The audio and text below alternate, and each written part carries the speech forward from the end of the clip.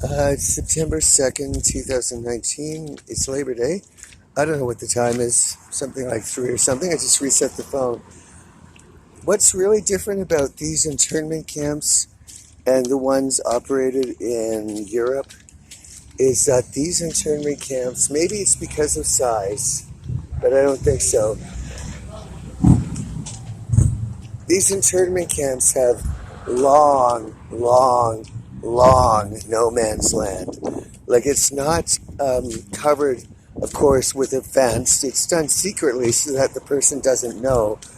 But there are these these boundaries go on in width for miles, miles and miles and miles. I found out in Dawson Creek, it was in the middle of a valley, which took about 4.5 to 5 hours to climb out of. Here in Hope, there's a Starbucks at the bottom, at the south end of the city, and there's a Tim Hortons at the north end.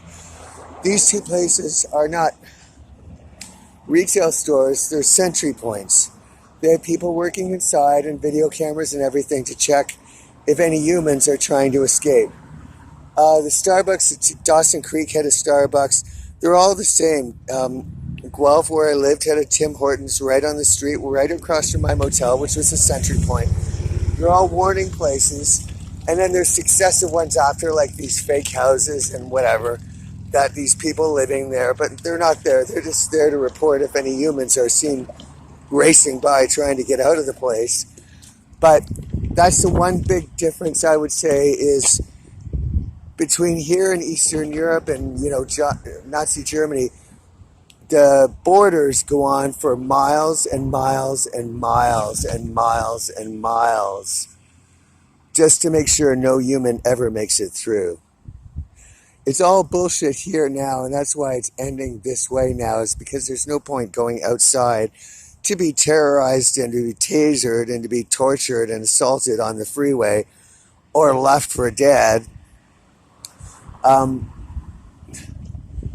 It's just such a disgusting disgrace.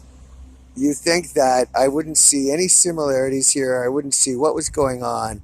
It's a goddamn fucking it's a death camp, for Christ's sakes.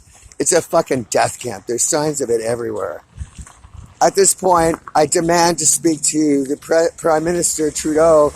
I was kidnapped over the last 48 hours by the former Prime Minister of this country, Stephen Harper, and I have some goddamn things I want to talk about. The time for pleasantries is long gone. 3 years have gone by. I'm not wasting my goddamn fucking time with anyone. I demand the Prime Minister. I was kidnapped by Stephen Harper, and I demand he do something about it. Less than 48 hours ago, the clock is ticking. I will not be eating until I speak to the Prime Minister directly. You kidnap me, you will not walk away. I don't give a shit about your internment camps. I don't give a shit about your ghosts, your fake e-bus, which is a fraud sham company. All of this. I'm tired of it. I'm tired of your murder cruises up on Port Hardy, a BC Ferries boat that's actually a murder chamber. It's all over, asshole. It's all over. I demand the Prime Minister immediately.